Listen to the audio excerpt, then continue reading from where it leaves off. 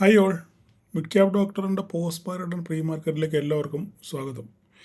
ഇന്ന് വളരെ വളരെ സിമ്പിളായിട്ട് ട്രേഡ് ചെയ്യാനുള്ള അവസരം ഇന്ന് മാർക്കറ്റിലുണ്ടായിരുന്നു. എനിക്കറിയത്തില്ല എത്ര പേര് ആ യൂട്ടിലിറ്റി ആ അവസരം ഉപയോഗിച്ചു എന്ന് എനിക്ക് അറിയത്തില്ല. കാരണം രാവിലെ 9:50 തന്നെ അവസാനിപ്പിച്ച് നിങ്ങൾക്ക് ന്യായം പാലിച്ച് വീട്ടിൽ പോകാനുള്ള അവസരം ഉണ്ടായിരുന്നു. കൃത്യമായ എൻട്രികൾ ഉണ്ടായിരുന്നു, കൃത്യമായ എക്സിറ്റ് പോയിൻ്റ് ഉണ്ടായിരുന്നു. പക്ഷേ എത്ര പേര് ആ ന്യായം പാലിച്ചു എന്നെനിക്കറിയത്തില്ല. പല പ്രാവശ്യവും നിങ്ങൾക്ക് എൻട്രികൾ ഉണ്ടായിരുന്നു സുന്ദരമായിട്ട്. അപ്പോൾ അത് എത്ര പേര് ഉപയോഗിച്ചു എന്ന് നിങ്ങൾ ജസ്റ്റ് കമൻറ്റ് ചെയ്യുക. അത്ര മാത്രമേ എനിക്ക് പറയാനുള്ളൂ. പിന്നെ എനിക്കൊരു കാര്യം പറയാനുള്ളതേ, ഞാൻ ഇന്നലെ 1-2 പേരുടെ കമൻറ്റ് കണ്ടുകൊണ്ടാണ്. 1-2 പേരുടെ കമൻറ്റ് ഞാൻ ഡിലീറ്റ് ചെയ്ത് കളഞ്ഞു. 1-2 പേരുടെ ഒരാളുടെ കമൻറ്റാണ് നിർത്തിയിട്ടുണ്ട്. അപ്പോൾ പലരും പറയുന്നത് ഈ വെറുതെ അങ്ങേര് 50, 100, 75 പോയിൻ്റ് ഇട്ട് വരയ്ക്കുന്നു, അറിഞ്ഞും പറഞ്ഞും വരയ്ക്കുന്നു, എന്നിട്ട് റെസ്പെക്റ്റ് ചെയ്യുമെന്ന് പറഞ്ഞാൽ മതി. പിന്നെ ഒരാൾ എൻ്റെ ഭാഷയെപ്പറ്റി കുറ്റം പറഞ്ഞു, ഞാനതൊക്കെ ഡിലീറ്റ് ചെയ്ത് കളഞ്ഞു. അപ്പോൾ ഞാൻ പറഞ്ഞ ഒരു കാര്യം, എൻ്റെ പൊന്നു സഹോദരങ്ങളെ, എൻ്റെ ഭാഷ ഇതാണ്. ഞാൻ നേരത്തെ പറഞ്ഞിട്ടുണ്ട്, എൻ്റെ ഭാഷ ഇതാണ്. എൻ്റെ വീഡിയോയ്ക്ക് പ്രൊഫഷണലിസം കാണത്തില്ല. ഞാനൊരു പ്രൊഫഷണൽ വീഡിയോ ചെയ്യുന്ന ഒരാളുമല്ല, എനിക്ക് അതിനായിട്ട് അറിയത്തുമില്ല. ഞാൻ എൻ്റെ ഈ രീതി മാറ്റിക്കഴിഞ്ഞാൽ പിന്നെ ഞാനല്ലാതായിട്ട് മാറും. നിങ്ങളെങ്ങനെയാണ് എന്നെ ഇഷ്ടപ്പെട്ടത്? എൻ്റെ ഭാഷ കൊണ്ടാണ്. ഞാൻ ഭാഷ കൊണ്ടും നിങ്ങളോട് സംവദിക്കുന്ന ആ രീതി കൊണ്ടും ഒക്കെയാണ് നിങ്ങൾ എന്നെ ഇഷ്ടപ്പെട്ടത്, നിങ്ങൾ എൻ്റെ വീഡിയോ കാണുന്നത്, അല്ലേ? അപ്പോൾ ഞാനും നിങ്ങൾക്കും ഇടയിലുള്ള മാധ്യമം എന്ന് പറയുന്നത് എൻ്റെ ഭാഷയാണ്, ആ ഭാഷയുടെ ശൈലിയാണ്. അല്ല, ഞാൻ പറയുന്ന കാര്യങ്ങൾക്ക് നിങ്ങൾക്ക് സിമ്പിളായിട്ട് മനസ്സിലാകുന്നു എന്നതിൻ്റെ അടിസ്ഥാനത്തിലാണ് നിങ്ങളൊക്കെ എന്നെ ഫോളോ ചെയ്യുന്നത്. ഓക്കെ, അത് തന്നെ വീണ്ടും അങ്ങോട്ട് തന്നെ തുടരും. ഇത് ആരൊക്കെ എന്തൊക്കെ പറഞ്ഞു കഴിഞ്ഞാലും എൻ്റെ ഈ രീതികൾക്കോ എൻ്റെ ഭാഷകൾക്കോ എൻ്റെ വരകൾക്കോ ഒന്നും യാതൊരു മാറ്റവും വരാൻ പറ്റുന്നില്ല. വരയ്ക്കുന്നത് ഞാൻ എൻ്റെ എക്സ്പീരിയൻസ് വെച്ച് വരയ്ക്കുന്നു. ഒരുപക്ഷെ മാർക്കറ്റ് അതിന് റെസ്പെക്റ്റ് ചെയ്യാം, ചിലപ്പോൾ റെസ്പെക്റ്റ് ചെയ്യത്തില്ല. അത് ഒക്കെ കാരണം മാർക്കറ്റിനെ ആർക്കും പ്രൊഡിക്റ്റ് ചെയ്യാൻ പറ്റത്തില്ല. ഓക്കെ, ഈവൻ പറഞ്ഞ് ഒരു കുഞ്ഞിനും അങ്ങനെ ആർക്കെങ്കിലും പ്രൊഡിക്റ്റ് ചെയ്യാനോ അല്ലെങ്കിൽ ആഗ്രഹം നല്ല രീതിയിൽ ചെയ്യാൻ പറ്റിയിരുന്നെങ്കിൽ പിന്നെ ആ ആളെ ഫോളോ ചെയ്താൽ മതി, ആൾ കോടീശ്വരനായനല്ലോ, ഇല്ലേ? അപ്പോൾ ഈ പറയുന്ന നമ്മളൊക്കെ കോപ്പി ചെയ്യുന്ന വാറൻ ബഫറ്റിന് പോലും മാർക്കറ്റ് എങ്ങോട്ടാണ് പോകുന്നത് ഒരിക്കലും പറയാൻ പറ്റില്ല. ഈശ്വരനും മാർക്കറ്റിനും അല്ലാതെ മൂന്നാമതൊരാൾക്ക് അറിയത്തില്ല മാർക്കറ്റ് എങ്ങോട്ടാണ് പോകുന്നതെന്നുള്ള കാര്യം. ഓക്കെ, അപ്പം അതിനകത്ത് നമ്മളെപ്പോഴും സാധ്യതകളെ പറ്റിയാണ് പരിശോധിക്കുന്നത്. ആ സാധ്യതകൾ നമ്മളുടെ എക്സ്പീരിയൻസ് വെച്ച് നമ്മൾ കണ്ടെത്തി അതിനെ നമ്മൾ യൂട്ടിലൈസ് ചെയ്യാൻ ശ്രമിക്കുന്നു. അത്ര മാത്രമേ ഇവിടെ നമ്മൾ ചെയ്യുന്നുള്ളൂ. അല്ലാതെ ഞാൻ വലിയ ക്യാമനാണെന്നോ അല്ലെ അങ്ങേര് വരയ്ക്കുന്ന വഴി കൂടെ വര പോകുന്നു, അങ്ങനെയൊന്നും നമുക്ക് അങ്ങനെ വലിയ മനോഭാവം, അഹങ്കാര മനോഭാവം ഒന്നുമില്ല. നമ്മളുടെ ഇത്രയും നാളത്തെ എക്സ്പീരിയൻസ് വെച്ചിട്ട് നമ്മൾ ചെയ്യുന്നു. ഓക്കെ, അതൊരു പക്ഷെങ്കിൽ ഒരു 75% അത് വർക്ക് ചെയ്യുന്നു, അത് നിങ്ങൾക്ക് ഉപകാരപ്പെടുന്നു, അത്ര മാത്രമേ ഉള്ളൂ. ഓക്കെ, അതിപ്പം ഈ യൂട്യൂബിൻ്റെ അടി വന്ന് താഴെ വന്ന് എന്നെ കളിയാക്കുന്നവർക്കൊക്കെ നമോഭാഗം, ഒരു കുഴപ്പമില്ല. നമ്മൾ മാന്യമായിട്ടുള്ള വിമർശനമാണ് നമ്മൾ അംഗീകരിക്കും. ഓക്കെ, അല്ലാത്തത് നമ്മൾ ഡിലീറ്റ് ചെയ്ത് കളയും. വേറെ കൂടുതൽ പ്രതികരിക്കാനൊന്നും നമ്മൾ പോകുന്നില്ല. അങ്ങനെ പ്രതികരിക്കാൻ പോകണമെങ്കിൽ പിന്നെ ഞാൻ വരുന്ന വ്യത്യാസമൊന്നുമില്ലല്ലോ. ഓക്കെ, അപ്പോൾ നമുക്ക് ഇന്നത്തെ മാർക്കറ്റിലോട്ട് വരാം. ഇന്നത്തെ മാർക്കറ്റ് എന്താ സംഭവിച്ചത്? ഞാൻ പറഞ്ഞു, രാവിലെ മാർക്കറ്റ് ഓപ്പൺ ചെയ്തപ്പോൾ ഞാൻ പറഞ്ഞു മാർക്കറ്റ് ഓപ്പൺ ചെയ്ത ശേഷം മുകളിലോട്ട് പോകും എന്ന് ഞാൻ പറഞ്ഞിരുന്നു. ക്ലിയർ ആയിട്ട് ഞാൻ പറഞ്ഞു. രാവിലെ മാർക്കറ്റ് വോയിസ് കേട്ടാൽ നിങ്ങൾക്ക് അറിയാം. മാർക്കറ്റ് ഓപ്പൺ ചെയ്ത് കഴിഞ്ഞാൽ ഒരു പക്ഷേ മാർക്കറ്റ് ഇവിടുന്ന് മുകളിലോട്ട് പോകാനാണ് സാധ്യത. കാരണം ഇന്നലത്തെ മാർക്കറ്റ്, കഴിഞ്ഞ വെള്ളിയാഴ്ച മാർക്കറ്റ് ക്ലോസ് ചെയ്തതും ഗിഫ്റ്റ് നിഫ്റ്റിയുടെ ഇൻഡിക്കേഷനും പിന്നെ പ്രീ മാർക്കറ്റ് ഓപ്പൺ ചെയ്തതും എല്ലാം വെച്ച് നമ്മൾ കാൽക്കുലേറ്റ് ചെയ്യുമ്പോൾ മാർക്കറ്റ് അവിടുന്ന് മുകളിലോട്ട് പോകാൻ തന്നെയാണ് സാധ്യത വളരെ കൂടുതൽ. അത് വെച്ചിട്ടാണ് ഞാൻ പറയുന്നത് മാർക്കറ്റ് മുകളിലോട്ട്. കൃത്യമായിട്ട് മാർക്കറ്റ് ഓപ്പൺ ചെയ്തു, അതിനുശേഷം നേരെ മാർക്കറ്റ് മുകളിലോട്ട് പോയി നമ്മൾ വരച്ച 25,593 എന്ന് പറയുന്ന റെസിസ്റ്റൻസ് തട്ടി മാർക്കറ്റ് വീണ്ടും തിരിച്ച് താഴോട്ട് വന്ന് വീണ്ടും നമ്മളുടെ 25,521 ലെവലിൽ വന്ന് സപ്പോർട്ട് എടുത്തിട്ട് മാർക്കറ്റ് തിരിച്ച് റിവേഴ്സ് ചെയ്ത് പോയി, ഇല്ലേ? അപ്പോൾ ഞാൻ ഇന്നലെ പറഞ്ഞ കാര്യം എന്ന് പറഞ്ഞാൽ നമുക്ക് മാർക്കറ്റ് ഇതിനകത്ത് ഓപ്പൺ ചെയ്യുകയാണെന്നുണ്ടെങ്കിൽ കറക്റ്റായിട്ട് 25,521 സപ്പോർട്ടഡ് ആക്ട് ചെയ്യാനുള്ള സാധ്യതയുണ്ട്. ഇത് പൊട്ടുകയാണെന്നുണ്ടെങ്കിൽ 473, ഇത് രണ്ടെണ്ണമാണ് നമ്മുടെ മേജർ സപ്പോർട്ട്. ഇത് പൊട്ടിക്കഴിഞ്ഞാൽ മാർക്കറ്റ് നേരെ താഴോട്ട് പോരും എന്ന് ഞാൻ പറഞ്ഞിരുന്നു. ഇതിനകത്ത് ഓപ്പൺ ചെയ്യുകയാണെന്നുണ്ടെങ്കിൽ നമുക്ക് സപ്പോർട്ടായിട്ട് 25,521 ആക്ട് ചെയ്യും. ഇല്ലെങ്കിൽ അത് പൊട്ടിയാൽ 473. മുകളിലോട്ട് പോവുകയാണെന്നുണ്ടെങ്കിൽ 593. അതിനുശേഷം 25,645 കടന്ന് സസ്റ്റെയിൻ ചെയ്യുകയാണെന്നുണ്ടെങ്കിൽ എന്ത് സംഭവിക്കും? ഷോർട്ട് കവറിങ് നടക്കുമെന്നാണ് ഞാൻ പറഞ്ഞത്, ഇല്ലേ? അങ്ങനെയല്ലേ ഞാൻ പറഞ്ഞത് കൃത്യമായിട്ട്? അപ്പോൾ ഇവിടെ മാർക്കറ്റിൽ എന്താ സംഭവിച്ചത് നമുക്ക് ജസ്റ്റ് ഒന്ന് വിശകലനം ചെയ്ത് നോക്കാം. എന്ത് സംഭവിച്ചത്? മാർക്കറ്റ് ഓപ്പൺ ചെയ്തു, നേരെ തിരിച്ച് താഴെ വന്നു, വീണ്ടും വന്ന് റീടെസ്റ്റ് എന്നോ സപ്പോർട്ടെന്നോ വീണ്ടും സപ്പോർട്ട് എടുത്തെന്നോ എന്ത് വേണം നമുക്ക് തീരുമാനിക്കാം. കറക്റ്റ് നമ്മളുടെ 15ാമത്തെ മിനിറ്റിലെ ക്യാൻഡിൽ നമുക്ക് കറക്റ്റ് എൻട്രി ആയിരുന്നു, ഇല്ലേ?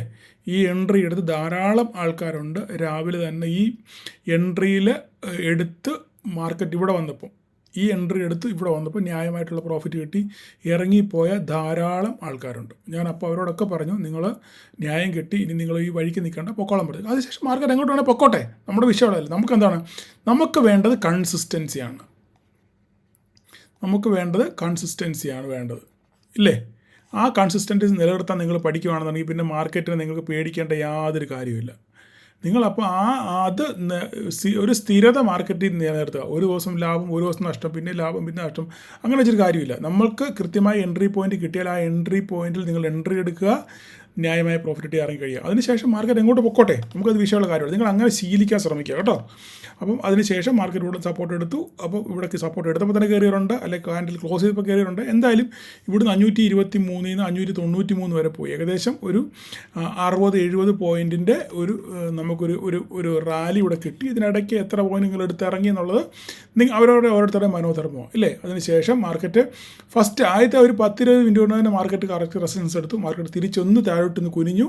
അതിനുശേഷം വീണ്ടും മാർക്കറ്റ് മുകളിലോട്ട് പോയി കറക്റ്റ് വീണ്ടും വന്ന് റീടെസ്റ്റ് ചെയ്തു. നമ്മളുടെ 25,593 പറഞ്ഞ പോയിന്റിൽ വന്ന് റീടെസ്റ്റ് ചെയ്തു. നോക്കിക്കുക, ഇവിടെ നമുക്കൊരു എൻട്രി പോയിന്റ് നമുക്കുണ്ട്, ഇല്ലേ? ഒരു റിജക്ഷൻ ക്യാൻഡിലാണ് വിത്ത് ഗ്രീൻ ബുള്ളിഷ് ക്യാൻഡിലാണ്, ഇല്ലേ? അപ്പോൾ ഇത് കണ്ടവർക്ക് അറിയാം. മാർക്കറ്റ് ഈ സമയത്ത് ഞാൻ ഓപ്പൺ ഇൻട്രസ്റ്റിൻ്റെ ചാർട്ട് ഇട്ടായിരുന്നു. ഓപ്പൺ ഇൻട്രസ്റ്റ് 600 ക്രൂഷ്യൻ നല്ല സപ്പോർട്ടാണ്. മാർക്കറ്റ് അവിടെ പുട്ട് റൈറ്റിംഗ് കൂടുന്നുണ്ട്, പുട്ട് റൈറ്റേഴ്സ് അവിടെ കൂടുന്നുണ്ട്, മാർക്കറ്റ് മുകളിലോട്ട് പോകാനുള്ള സാധ്യതയാണ് എന്നൊക്കെ ഞാൻ ഗ്രൂപ്പിൽ മെസ്സേജ് ഇട്ടായിരുന്നു, ഇല്ലേ? നമ്മുടെ ഓപ്പൺ ഇൻട്രസ്റ്റ് സ്ഥഗിതം.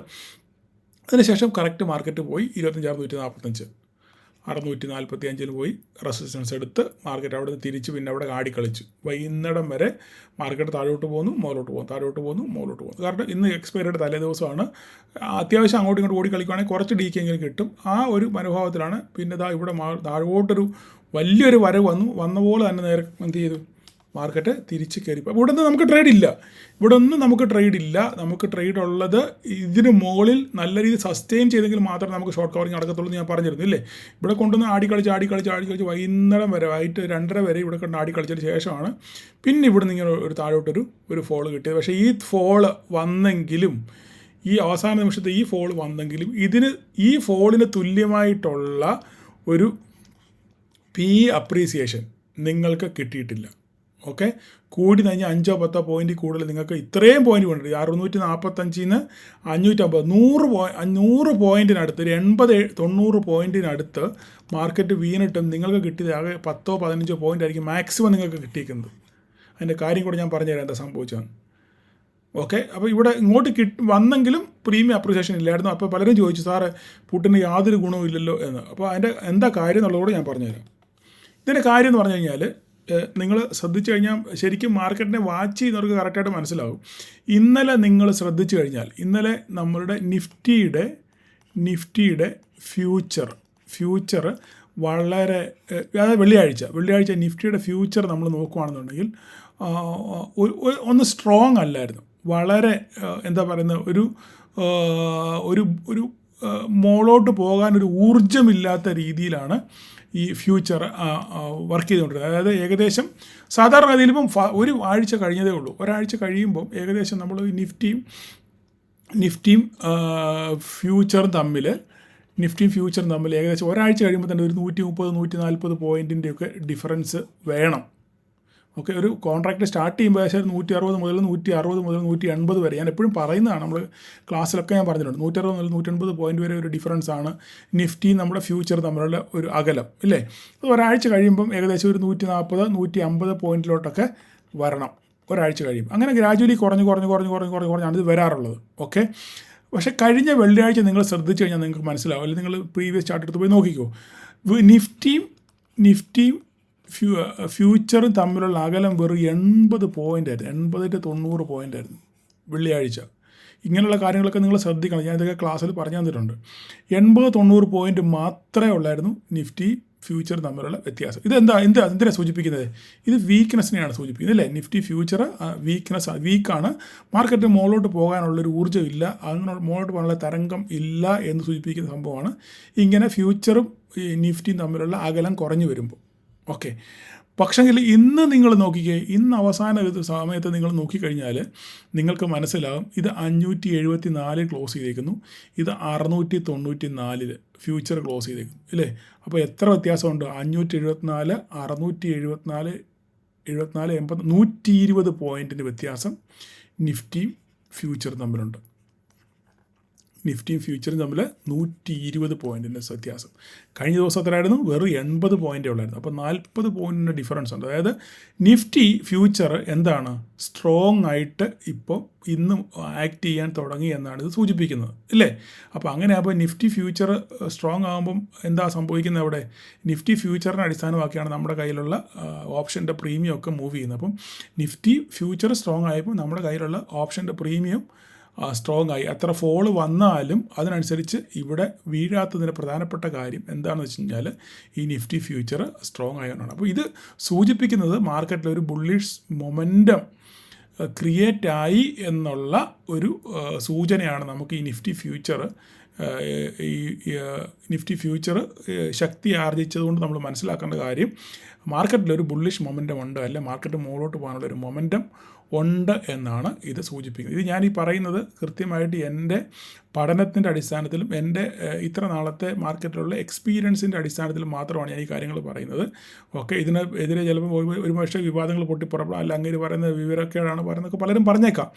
ഞാൻ എൻ്റെ അനുഭവത്തിൽ നിന്ന്, എൻ്റെ ബോധ്യത്തിൽ നിന്നുമാണ് ഞാൻ ഈ പറയുന്ന കാര്യങ്ങൾ. ഓക്കെ, അത് സാധാരണഗതിയിൽ അങ്ങനെയൊക്കെ സംഭവിക്കാറുമുണ്ട്. ഓക്കെ, സംഭവിക്കാതിരിക്കാനും വഴിയുണ്ട്. ഓക്കെ, ഇനി എന്തായാലും ഞാൻ ഈ പറയുന്ന കാര്യങ്ങൾ പലർക്കും അനുഭവമുള്ളതാണ്, ഞാൻ പഠിപ്പിക്കുന്ന കാര്യമാണ്. എനിവേ അത് നിങ്ങൾ അടുത്ത ദിവസങ്ങളിൽ അത് നോക്കിക്കാണുക എന്താ സംഭവിക്കാൻ പോകുന്ന മാർക്കറ്റിൽ. ഓക്കെ, അപ്പോൾ ഇന്നിപ്പോൾ നമ്മൾ നോക്കിക്കഴിഞ്ഞാൽ അപ്പോൾ നമുക്ക് ഇന്നത്തെ കാര്യം, ഇപ്പോഴത്തെ വിശകലനം നമ്മൾ കഴിഞ്ഞു. ഇനിയിപ്പോൾ നമുക്ക് നോക്കേണ്ട കാര്യം എന്ന് വെച്ചാൽ ഇതിനകത്ത് ഇപ്പോൾ ഇത് നമ്മളൊരു സപ്പോർട്ട് വരച്ചാൽ അതിന് ഇതിൻ്റെ ആവശ്യമില്ല. ഓക്കെ, നമുക്ക് മാർക്കറ്റ് ഇപ്പം ഇവിടെ 25,645 ഒരു സ്ട്രോങ് ആയിട്ട് നമുക്കൊരു റെസിസ്റ്റൻസ് ഇവിടെ ക്രിയേറ്റ് ചെയ്യപ്പെട്ടു ഇല്ലേ. അപ്പോൾ ഇനിയിപ്പോൾ നാളെ ഇതിപ്പോൾ ഈ ലൈനുകൾക്കൊന്നും ഒരു മാറ്റമില്ല. അപ്പോൾ നാളെ മാർക്കറ്റ് ഗ്യാപ്പ് അപ്പിലാണ് ഓപ്പൺ ചെയ്യുന്നതെങ്കിൽ, അല്ലെങ്കിൽ ഇതിനിടയിലാണ് മാർക്കറ്റ് ഓപ്പൺ ചെയ്യുന്നതെങ്കിൽ, എന്താ സംഭവിക്കുന്നത്? ഇത് ബ്രേക്ക് ചെയ്യുന്നത് നോക്കുക. ഇത് ബ്രേക്ക് ചെയ്ത് സസ്റ്റെയിൻ ചെയ്ത് തിരിച്ചു പോകുകയാണെന്നുണ്ടെങ്കിൽ ഓക്കെ, ഈ 697 കടന്ന് മേലോട്ട് പോകും. ഓക്കെ, ഇല്ല ഇവിടെ വന്നിട്ട് തട്ടി തിരിച്ചു പോകുകയാണെങ്കിലും സാധ്യതയുണ്ട്. അല്ല, ഇത് ബ്രേക്ക് ചെയ്താൽ ഈ ലോയുടെ ബ്രേക്ക് ചെയ്യാൻ നോക്കുക. ഈ ബ്രേക്ക് ചെയ്യുന്നുണ്ട് എല്ലായിടത്തോടെ ചുമ്മാ വരയ്ക്കുന്നില്ല ഞാൻ, ഇനി വര കണ്ടിട്ട് ഇനി ആൾക്കാർക്ക് ബോധക്കേട് വരണ്ട. അപ്പം ഈ 593 ബ്രേക്ക് ചെയ്ത് താഴെ പോവുകയും ഈ ലോ ബ്രേക്ക് ചെയ്ത് കഴിഞ്ഞാൽ മാർക്കറ്റ് 521 വരെ വരാനുള്ള സാധ്യത ഉണ്ട്. ഇത് ബ്രേക്ക് ചെയ്താൽ 21 വരെ വരാൻ സാധ്യതയുണ്ട്. പിന്നെ ഇത് ബ്രേക്ക് ചെയ്യുകയാണെങ്കിൽ കട്ട സപ്പോർട്ട് 473 ഇത് പൊട്ടിയാൽ പിന്നെ താഴോട്ട്. ഓക്കെ, അത് നോക്കേണ്ട കാര്യമില്ല. പക്ഷേ അവിടെ വരെ വരുമെന്ന് ഇന്നത്തെ സെറ്റപ്പ് അനുസരിച്ച് അങ്ങോട്ട് വരാനുള്ള സാധ്യത വളരെ കുറവാണ്. മറിച്ച് സംഭവിക്കാം, ഞാൻ എൻ്റെ ഒരു നിഗമനം പറഞ്ഞത് മാത്രമേ ഉള്ളൂ. ഓക്കെ, അപ്പം മാർക്കറ്റ് നാളെ ഓപ്പൺ ചെയ്ത് ഇതിന് മുകളിലാണ്, ഇതിനകത്താണ് ഓപ്പൺ ചെയ്യുന്നതെങ്കിൽ ഇതിനകത്തോ അല്ല ഇവിടെ ഓപ്പൺ ചെയ്യുന്നെങ്കിൽ ഇവിടെ ഓപ്പൺ ചെയ്ത് ഇവിടെ സപ്പോർട്ട് തിരിച്ച് പോകാൻ നോക്കുക, അല്ലെങ്കിൽ ഇവിടുന്ന് മുകളിലോട്ട് കയറി ഇങ്ങനെ സപ്പോർട്ട് എടുത്ത് പോകാൻ നോക്കുക. അല്ല ഇവിടെയാണ് ഓപ്പൺ ചെയ്യുന്നതെങ്കിൽ ഇങ്ങോട്ട് ക്രോസ് ചെയ്യുന്നു അല്ലെങ്കിൽ ഇവിടെ റെസിസ്റ്റൻസ് തിരിച്ച് വരുന്നു എന്നൊക്കെ നോക്കി മാർക്കറ്റിൻ്റെ അന്നേരത്തെ സ്ട്രക്ചർ അനുസരിച്ച് നിങ്ങൾ ട്രേഡ് ചെയ്യാൻ ശ്രമിക്കുക. ലെവലുകളൊക്കെ നമ്മൾ കൃത്യമായിട്ടവിടെ വരച്ച് ഇട്ടിട്ടുണ്ട്. പിന്നെ പറയാനുള്ള കാര്യം എന്ന് വെച്ചാൽ നമുക്ക് മാർക്കറ്റിൽ ഒരു ബുള്ളിഷ് മൊമെൻറ്റം എന്ന് ക്രിയേറ്റ് ചെയ്യപ്പെടാനുള്ള കാര്യം, മുകളിലോട്ട് പോയി കഴിഞ്ഞാൽ നിങ്ങൾക്ക് അറിയാമല്ലോ ഇവിടെ ഡേ ട്രെൻഡ് ലൈൻ ഉണ്ട്. ഇതൊക്കെ നാളെ നല്ല ബുള്ളിഷ് സെറ്റപ്പാണെങ്കിൽ ഇതൊക്കെ ക്രോസ് ചെയ്യാനുള്ള സാധ്യത വളരെ കൂടുതലാണ്. നമുക്ക് നോക്കാം നാളെ എന്താണ്. ഇപ്പോൾ നമ്മൾ പറഞ്ഞിട്ട് കാര്യമില്ലല്ലോ. അന്നേരം ഇപ്പോൾ നമുക്ക് അതിനെപ്പറ്റി അന്നേരത്തെ സിറ്റുവേഷൻ അനുസരിച്ച് നമുക്ക് ബാക്കി കാര്യങ്ങൾ ഞാൻ ഗ്രൂപ്പിൽ പറയാം. ഓക്കെ, അപ്പോൾ ഇന്ന് മാർക്കറ്റിൽ ഒരു ബുള്ളിഷ് മൊമെൻറ്റം ഉണ്ടാകാനുള്ള പ്രധാനപ്പെട്ട കാര്യം US-ൻ്റെ ഷട്ട് ഡൗണിൻ്റെ കാര്യത്തിനകത്തിൽ ഏകദേശം ഒരു തീരുമാനമായിട്ടുണ്ട്. അത് സെനറ്റേഴ്സ് തമ്മിൽ ഒരു അണ്ടർസ്റ്റാൻഡിങ്ങിൽ എത്തിയിട്ടുണ്ട് എന്ന് ട്രംപിൻ്റെ തന്നെ ഒരു ട്വീറ്റ് ഉണ്ടായിരുന്നു. അപ്പം ഒരു പക്ഷെങ്കിൽ US-ൻ്റെ ക്ലോസിങ് മീൻസ് US-ൻ്റെ ഷട്ട് ഡൗണ് ഇന്ന് രാത്രിയിലോ അല്ല നാളെയോ ചിലപ്പം ഇത് എല്ലാം വൈൻഡപ്പ് ചെയ്യാനുള്ള സാധ്യത വളരെ കൂടുതലാണ്. അങ്ങനെയാണെന്നുണ്ടെങ്കിൽ മാർക്കറ്റിൽ ഒരു ബുള്ളിഷ് മൊമെൻറ്റം ഉണ്ടാകാനുള്ള സാധ്യത വളരെ കൂടുതലാണ്. അപ്പം അതാണ് ഏറ്റവും പ്രധാനപ്പെട്ട സംഭവം. പിന്നെ രണ്ടാമത്തെ കാര്യം എന്ന് വെച്ചാൽ നമ്മുടെ അൺഎംപ്ലോയ്മെൻറ്റ് ഡേറ്റ വന്നിട്ടുണ്ട്. ഇന്ത്യയുടെ അൺഎംപ്ലോയ്മെൻറ്റ് ഡേറ്റ വന്നിട്ടുണ്ട്. അത് കുറച്ചുകൂടി ഈസി ആയിട്ടുണ്ട്. അതായത് അൺഎംപ്ലോയ്മെൻറ്റ് കുറഞ്ഞു, തൊഴിലില്ലായ്മ കുറഞ്ഞു എന്നാണ് നമ്പേഴ്സ് സൂചിപ്പിക്കുന്നത്. അത് നമുക്ക് നാളെ മാർക്കറ്റിൽ ഒരു പോസിറ്റീവായിട്ട് വരാനുള്ള സാധ്യത വളരെ കൂടുതലാണ്. അങ്ങനെ എല്ലാം കൊണ്ടും ചെറിയ പോസിറ്റീവ്നെസ് നമ്മുടെ മാർക്കറ്റിലുണ്ട്. അപ്പം ഇനിയിപ്പം പുടിൻ നമ്മുടെ ഇന്ത്യയിലോട്ട് വരുന്നുണ്ട്. അപ്പം ഇനിയിപ്പോൾ എന്തൊക്കെ കരാറുകളാണ് ഇടാൻ പോകുന്നതെന്ന് നമുക്കറിയത്തില്ല. അപ്പോൾ അതിനെതിരെ അണ്ണൻ ഇനി എങ്ങനെ പ്രതികരിക്കും, അല്ലെ അണ്ണനും അതിൻ്റെ കൂടെ തന്നെ അണ്ണനും വല്ല വാഗ്ദാനങ്ങളെല്ലാം തരുമോ ഇല്ലയെന്നൊക്കെ നമുക്ക് കണ്ടറിയണം, ഇല്ലേ? ഓക്കെ, അപ്പം വരും ദിവസങ്ങളിൽ അടുത്ത ദിവസങ്ങളിൽ നമുക്ക് നോക്കാം എന്താണ് രാത്രി ന്യൂസ്. അപ്പോൾ ഇന്ന് നമുക്കിനി അറിയാനുള്ളൊരു കാര്യം വെച്ചാൽ ഇന്നത്തെ ഡേറ്റ നമുക്ക് വളരെ ഇമ്പോർട്ടൻ്റ് ആണ്. ഇന്ന് വരുന്ന ഡേറ്റ, അതായത് നമ്മുടെ ക്യാഷ് മാർക്കറ്റിലുള്ള FISൻ്റെയും DISൻ്റെയും പിന്നെ എത്ര കോടിക്ക് വാങ്ങിച്ചു വിറ്റു എന്നുള്ള കാര്യം നമുക്ക് അറിയണം. ഇന്ന് FIS ഇന്നും കൂടെ ബൈ ആണെന്നുണ്ടെങ്കിൽ അതും ഒരു പോസിറ്റീവ് മൊമെൻറ്റം ആയിരിക്കും. കാരണം ഇന്നലെ പതിവില്ലാതെ 4000 സംതിങ് കോടിക്ക് അവർ വാങ്ങിച്ചു. ഓക്കെ, അപ്പോൾ അതൊരു ചില്ലറ കളിയല്ല. അപ്പോൾ 4000 കോടിക്ക് വാങ്ങിക്കുക എന്ന് പറഞ്ഞു കഴിഞ്ഞാൽ അത് പർപ്പസ്ലി വാങ്ങിച്ചതാണ്, അല്ലാതെ തമ്മിൽ കൂട്ടുമ്പോഴത്തുള്ള അഡ്ജസ്റ്റ്മെൻറ്റ്സ് അല്ല. അപ്പം അതുപോലെ തന്നെ ആ മൊമെൻറ്റം ഇന്നും ബൈ ചെയ്യുകയാണെന്നുണ്ടെങ്കിൽ ഡേറ്റ വന്നെന്ന് തോന്നുന്നു, ഒരു മിനിറ്റ് നോക്കട്ടെ. ഇന്നത്തെ ഡേറ്റ ഇതുവരെയായിട്ടും വന്നിട്ടില്ല. എനിവേ നമുക്ക് നോക്കാം ക്യാഷ് മാർക്കറ്റിൽ FIS ബൈ ആണോ സെല്ലാണെന്നുള്ളത്. FIS ബൈ ആണെന്നുണ്ടെന്നുണ്ടെങ്കിൽ പിന്നെ അത് ഒരു പോസിറ്റീവ് മൊമെൻറ്റം ആണ് മാർക്കറ്റിന്. ഓക്കെ, അതുപോലെ തന്നെ നമ്മളുടെ പിന്നെ FISൻ്റെ നമ്മുടെ ഇൻഡെക്സ് ഫ്യൂച്ചറിൻ്റെ പൊസിഷൻ വന്നിട്ടുണ്ട്. അത് FIS ഇന്നും 87% തന്നെയാണ്, അങ്ങനെ നിലനിർത്തിയേക്കുവാണ്. കഴിഞ്ഞ ദിവസം 87% അല്ലായിരുന്നു, ഇപ്പോഴും 87% തന്നെ, ഒരു മാറ്റവും വരുത്തിയിട്ടില്ല, അങ്ങനെ തന്നെയാണ് നിലനിർത്തുന്നത്. അപ്പോൾ നാളെ ഒരു ബുള്ളിഷ് മൊമെൻറ്റം മാർക്കറ്റിൽ ഉണ്ടാകുകയാണെന്നുണ്ടെങ്കിൽ 69, 67 എല്ലാവരും ഏകദേശം ഒരുപോലൊക്കെ തന്നെ, 53, 47 അപ്പം പ്രൊപ്പറേറ്റർ ട്രേഡേഴ്സ് ഇച്ചിരി ലോങ് കുറച്ച് കൂട്ടിയിട്ടുണ്ട്. അത് മാത്രമേ ഉള്ളൂ. FIS പിന്നെ 87% തന്നെയാണ്. ഓക്കെ, അപ്പം അതും ഒരു പ്രശ്നമാണ്. അപ്പോൾ ഞാനിവിടെ വേണമെങ്കിൽ അതിൻ്റെ കൂടെ തന്നെ പോസ്റ്റ് ചെയ്തേക്കാം. അപ്പോൾ ഇന്നത്തെ ക്യാഷ് മാർക്കറ്റിലെ ഡേറ്റയോട് വന്നു കഴിഞ്ഞാൽ നമുക്ക് കറക്റ്റ് കാര്യങ്ങൾ നമുക്ക് അറിയത്തുള്ളൂ. അപ്പോൾ അത് ബൈ സൈഡ് ആണെന്നുണ്ടെങ്കിൽ അതൊരു പോസിറ്റീവാണ്. അപ്പോൾ സമയം ഒത്തിരി പോകുന്നു. ഓക്കെ, അപ്പോൾ നമുക്ക് ഇനിയിപ്പോൾ അടുത്ത കാര്യത്തിലോട്ട് വന്നു കഴിഞ്ഞാൽ സെൻസെക്സ് ആണ്. സെൻസെക്സ് ഞാൻ പറഞ്ഞു, സെൻസെക്സ് നമുക്ക് ഒന്നും അത്ര ക്ലിയർ ആകത്തില്ല. കാരണം ഭയങ്കര വോളറ്റാലിറ്റി ഉള്ളതുകൊണ്ട് നമുക്ക് സെൻസെക്സിൻ്റെ നമുക്ക് നിഫ്റ്റിയെ പോലെ അത്ര വലിയ പിന്നെ കൃത്യമൊന്നും ആയിരിക്കത്തില്ല. ഞാൻ ഓൾറെഡി പറഞ്ഞു കഴിഞ്ഞു നിങ്ങളുടെ. അത് മാത്രമല്ല ലൈവിൽ നമുക്കിത് ചെയ്യാനും പറ്റത്തില്ല. കാരണം സെൻസെക്സിൽ 15 മിനിറ്റ് നമുക്ക് ഡിലേ ആണ് ട്രേഡിംഗ് വ്യൂവിൽ. പിന്നെ ബ്രോക്കറിൻ്റെ ആപ്പിൽ ഞാൻ ബ്രോക്കറിൻ്റെ ആപ്പ് അങ്ങനെ ഇതിന് വേണ്ടി ഉപയോഗിക്കാറില്ല, ഇത് നമ്മുടെ ചാർട്ടിന് വേണ്ടി ഉപയോഗിക്കാറില്ല. എങ്കിലും നമുക്ക് നോക്കിക്കഴിഞ്ഞാൽ മനസ്സിലാവും. നിങ്ങൾക്ക് ലെവലുകൾ മാത്രം നിങ്ങൾ ഓർത്തിരുന്നാൽ മതി, നിങ്ങൾ ബുക്കിൽ എഴുതി വെക്കുകയോ വരച്ചിടുകയോ ചെയ്യുക. ആ ലെവലുകൾ നിങ്ങൾക്ക് ഉപയോഗിക്കാൻ പറ്റും. കാരണം ഇന്നലെ നമ്മൾ ഇവിടെ ഒരു ട്രെൻഡ് ലൈൻ വരച്ചിരുന്നു. ആ ട്രെൻഡ് ലൈനിൻ്റെ മുകളിലാണ് മാർക്കറ്റ് ഓപ്പൺ ചെയ്ത് നേരെ മേളിൽ പോയതിന് ശേഷം തിരിച്ച് ആ ട്രെൻഡ് ലൈൻ വന്ന് സപ്പോർട്ട് എടുത്തതിന് ശേഷമാണ് മാർക്കറ്റ് നേരെ തിരിച്ച് കയറിപ്പോയത്. നമുക്കൊരു ടാർഗറ്റ് 83,617 ഉണ്ടായിരുന്നു. ആ 83,617 വന്ന് മാർക്കറ്റ് തട്ടി തിരിച്ച് വന്ന് വീണ്ടും അവിടെ നിന്ന് മാർക്കറ്റ് തിരിച്ച് കയറിയിട്ട് ഈ പറയുന്ന നമ്മുടെ 83,617 തന്നെയാണ് കിടന്ന് അങ്ങോട്ടും ഇങ്ങോട്ടും ഓടി കളിച്ചതിന് ശേഷമാണ് ചെറിയൊരു ബ്രേക്ക് വന്നത്, ഇല്ലേ? അപ്പോൾ നമുക്ക് ഇന്നത്തെ ചെയ്യാൻ പറ്റുന്ന കാര്യം എന്ന് പറഞ്ഞു കഴിഞ്ഞാൽ നമുക്ക് ഈ ലൈൻ നമുക്ക് ഒരു മിനിറ്റ് നോക്കിക്കോട്ടെ. ഈ ലൈൻ നമുക്ക് ഇങ്ങോട്ട് ഇറക്കി വെക്കാം. ഇത് നമുക്കൊരു ഇമ്പോർട്ടൻ്റ് ലൈനായിട്ട് മാറ്റി വെക്കാം. അല്ലെങ്കിൽ വേണ്ട, നമുക്ക് ഒരു മിനിറ്റ്, ഇത് നമ്മൾ വരച്ച ലൈനല്ലേ, ഇത് നമുക്ക് ഇവനെ നമുക്ക് ഇങ്ങോട്ട് കയറ്റി വെക്കാം, ഇവിടെ ചെന്നോട്ടെ. ഓക്കെ, അപ്പോൾ മാർക്കറ്റ് നാളെ ഇതിനകത്ത് ഓപ്പൺ ചെയ്യുകയാണെന്നുണ്ടെങ്കിൽ എങ്ങോട്ട് ബ്രേക്ക് ചെയ്യുന്നു ആ വഴിക്ക് നിങ്ങൾ പോയാൽ മതി, ഇല്ലേ? ഇത് 738, 933, 217. ഞാൻ പറഞ്ഞല്ലോ ഇത് വളരെ ആക്യുറേറ്റ് അല്ല. എപ്പോഴും നിങ്ങളൊരു 50 പോയിൻ്റ് അപ്പുറത്തോട്ടോ ഇപ്പുറത്തോട്ടോ ഇട്ട് മാത്രമേ നിങ്ങൾ ഇതിനെ കൺസിഡർ ചെയ്യാവൂ. കാരണം സെൻസെക്സ് നമുക്ക് അങ്ങനെ നിഫ്റ്റി ചെയ്യുന്നത് പോലെ അല്ലെങ്കിൽ മിഡ് ക്യാപ്പ് ചെയ്യുന്ന പോലെ നമുക്ക് അങ്ങനെ വളരെ ആക്യുറസി പറയാൻ പറ്റത്തില്ല. നിങ്ങളത് മനസ്സിലാക്കുക. ഓക്കെ, അടുത്ത് നമുക്ക് ബാങ്ക് നിഫ്റ്റിയാണ്. ബാങ്ക് നിഫ്റ്റി വളരെ ശോകമായിരുന്നു. വളരെ ശോകം എന്ന് വെച്ചാൽ എങ്ങോട്ടും പോയില്ല. ഇവിടെ തന്നെ കിടന്ന് ഒരു എന്താ പറയുന്നത്, ഒരു ബോക്സിനകത്ത് കിടന്ന് കളിക്കുകയായിരുന്നു, ഇല്ലേ? നമുക്ക് നോക്കിക്കഴിഞ്ഞാൽ കറക്റ്റ് നമുക്ക് മനസ്സിലാവും ഒരു ബോക്സാണ് ഇവിടെ. ഓക്കെ, ഒരു ബോക്സിനകത്ത് കിടന്ന് മാർക്കറ്റ് കളിക്കുകയാണ്. അപ്പോൾ ഈ ബോക്സ് ബ്രേക്ക് ചെയ്ത് എങ്ങോട്ടെങ്കിലും പോയെങ്കിൽ ഒന്നീ 236 ബ്രേക്ക് ചെയ്ത് താഴോട്ട് മുകളിലോട്ട് പോകണം, അല്ലെങ്കിൽ 639 ബ്രേക്ക് ചെയ്ത് താഴോട്ട് വരണം. എന്നെങ്കിൽ മാത്രമേ നമുക്ക് ബാങ്ക് നിഫ്റ്റിക്ക് ഒരു മോചനം ഉണ്ടാകത്തുള്ളൂ. ഓക്കെ, അതിനുശേഷം നമുക്ക് മിഡ് ക്യാപ്പ് നോക്കുകയാണെന്നുണ്ടെങ്കിൽ നമ്മുടെ മിഡ് ക്യാപ്പിനകത്തിൽ PSE ആണെന്ന് മിഡ് ക്യാപ്പിനെ ട്രാക്ക് ചെയ്തത് ഈ പറയുന്ന പോലെ തന്നെ റേഞ്ചാണ്. കറക്റ്റ് നമ്മൾ വരച്ച 468 സപ്പോർട്ട് എടുത്തു, 554 റെസിസ്റ്റൻസ് എടുത്തു.